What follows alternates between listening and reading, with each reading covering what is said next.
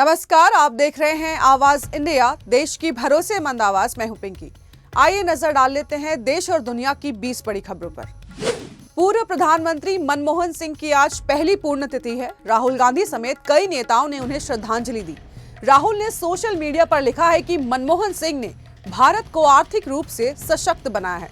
उन्होंने देश के वंचितों और गरीबों के लिए कई साहसिक निर्णय लिए। भारतीय बल्लेबाज वैभव सूर्यवंशी को राष्ट्रपति द्रौपदी मुर्मू ने प्रधानमंत्री राष्ट्रीय बाल पुरस्कार से सम्मानित किया। वैभव ने अपनी प्रतिभा से अंतर्राष्ट्रीय क्रिकेट में धूम मचाई है। उनका प्रदर्शन युवा क्रिकेटरों के लिए प्रेरणा बना हुआ है। ऑपरेशन सिंदूर के नन्हे सिपाही 10 वर्षीय श्रवण सिंह को दिल्ली में प्रधानमंत्री राष्ट्रीय बाल पुरस्कार मिला। श्रवण ने सीमा पर सैनिकों को लस्सी, दूध और रोटी पहुंचाई थी। उनकी बहादुरी और सेवा भावना को सराहा गया है। ये पुरस्कार उनके साहस और देशभक्ति के प्रतीक के रूप में देखा गया है। कांग्रेस सांसद शशि थरूर ने केरल के पलक्कड़ में ईसाई समुदाय पर हुए हमले की कड़ी आलोचना की। उन्होंने कहा कि गाजा और फिलिस्तीन में होने वाली घटनाओं पर सबकी नजर रहती है, लेकिन बांग्लादेश और भारत में भी किसी के साथ अत्याचार हो तो उसे नजरअंदाज नहीं किया जाना चाहिए। थरूर ने समुदाय के साथ एकजुटता दिखाने की अपील की। दिल्ली उच्च न्यायालय द्वारा उन्नाव बलात्कार मामले के दोषी कुलदीप सिंह सेंगर को सशर्त जमानत दिए जाने के विरोध में प्रदर्शन हुआ। पीड़िता की मां ने दोषी को फांसी देने की मांग की है। कांग्रेस नेता मुमताज पटेल ने हाई कोर्ट के फैसले को गलत बताया।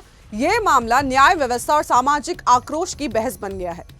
छपरा से चुनाव हारने के बाद खेसारी लाल यादव का बयान फिर चर्चा में है। उन्होंने कहा कि राजनीति में आने का विकल्प उनके पास नहीं था। उन्होंने कहा कि इस चुनाव से पता चल गया है कि कौन मेरे हैं और कौन मेरे नहीं थे। खेसारी ने बताया कि चुनाव में परिवार और दोस्तों का सहयोग महत्वपूर्ण था। मुख्यमंत्री पुष्कर सिंह धामी ने नैनीताल में 121 करोड़ की योजनाओं की सौगात दी। इसमें पार्किंग, पुस्तकालय, पर्यटन और जनहित की परियोजनाएं शामिल है। उन्होंने कहा कि इन योजनाओं से रोजगार के अवसर बढ़ेंगे। स्थानीय लोगों और पर्यटकों को इससे लाभ होगा। केंद्रीय मंत्री और कर्नाटक के पूर्व सीएम HD कुमारस्वामी ने पीएम मोदी की तारीफ की। उन्होंने कहा कि भारत तेजी से दुनिया की तीसरी अर्थव्यवस्था बनने की राह पर है। कुमारस्वामी ने कर्नाटक की कांग्रेस सरकार की आलोचना भी की। उन्होंने कहा कि राज्य सरकार पिछड़ रही है।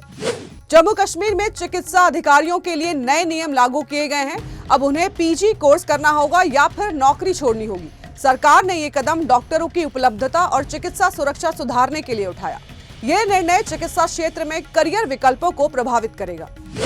जयपुर के चौमू में धार्मिक स्थल के पास 2 समुदायों में पत्थरबाजी हुई। पुलिस ने स्थिति को नियंत्रित करने की कोशिश की।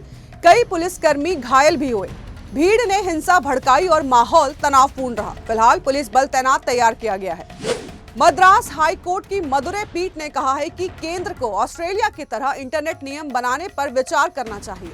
बच्चों के सुरक्षित इंटरनेट इस्तेमाल के लिए एक्शन प्लान बनाने की भी अपील की है। कोर्ट ने बच्चों की सुरक्षा पर जोर दिया।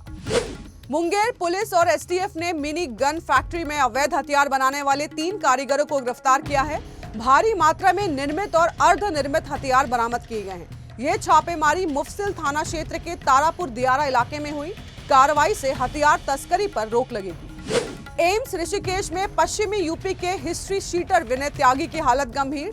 उन्हें वेंटिलेटर पर रखा गया है। रात को ऑपरेशन कर सीने से 2 गोलियां निकाली गई। डॉक्टरों की टीम उनके उपचार में लगातार लगी है। दिल्ली हाई कोर्ट ने एयर प्यूरिफायर पर GST कम करने की याचिका पर केंद्र को 10 दिनों के जवाब का निर्देश दिया है। अदालत ने यह निर्णय राजधानी की खराब हवा की क्वालिटी को देखते हुए लिया। याचिका में प्रदूषण के स्तर को आधार बनाया गया। कनाडा के टोरंटो में 25 दिसंबर को गोलीबारी में 20 वर्षीय भारतीय छात्र शिवांक अवस्थी की मौत हुई। भारतीय वाणिज्य दूतावास ने दुख जताया है। टोरंटो यूनिवर्सिटी के पास हुई अंधाधुंध फायरिंग में छात्र मारा गया। पुलिस मामले की जांच कर रही है। इस घटना ने समुदायों में चिंता बढ़ा दी है। थाईलैंड कंबोडिया सीमा विवाद में भगवान विष्णु की मूर्ति गिराई गई। थाई सेना ने इसे सुरक्षा कारण बताया। कंबोडिया ने धार्मिक अपमान का आरोप लगाया। भारत ने घटना की निंदा की और शांति की अपील की है। देश में सोने की कीमतें लगातार बढ़ रही हैं। आज दिल्ली में 24 कैरेट सोने का भाव 1,39,410 रुपए प्रति 10 ग्राम पहुंच गया। वहीं मुंबई में कीमत 1,39,260 रुपए रही। हफ्ते के आखिरी कारोबारी दिन शेयर बाजार कमजोर रहा। BSE सेंसेक्स 183 अंक गिरकर 85,225 पर आ गया। NSE निफ्टी 46 अंक गिरकर 26,090 रुपए पर बंद हुआ। बॉलीवुड सुपरस्टार सलमान खान 27 दिसंबर को 60वां जन्मदिन मनाएंगे। इससे पहले उन्होंने फैंस के लिए सोशल मीडिया पर वीडियो शेयर किया जिसमें वे कैनवास पर पेंटिंग करते दिखे। वीडियो में सलमान ब्लैक टी-शर्ट और डेनिम में नजर आए। रोहित शर्मा विजय हजारे ट्रॉफी में मुंबई के मैच में फ्लॉप हुए। पहली गेंद पर देवेंद्र सिंह बोरा की गेंद पर कैच आउट हो गए। जगमोहन नागरकोटी ने कैच पकड़ा। उनके इस प्रदर्शन की तुलना पिछले मैच से की जा रही है। तो देश और दुनिया की बड़ी खबरों में फिलहाल के लिए इतना ही। जुड़े रहिए आवाज इंडिया के साथ, जल्द होगी मुलाकात। तब तक के लिए नमस्कार।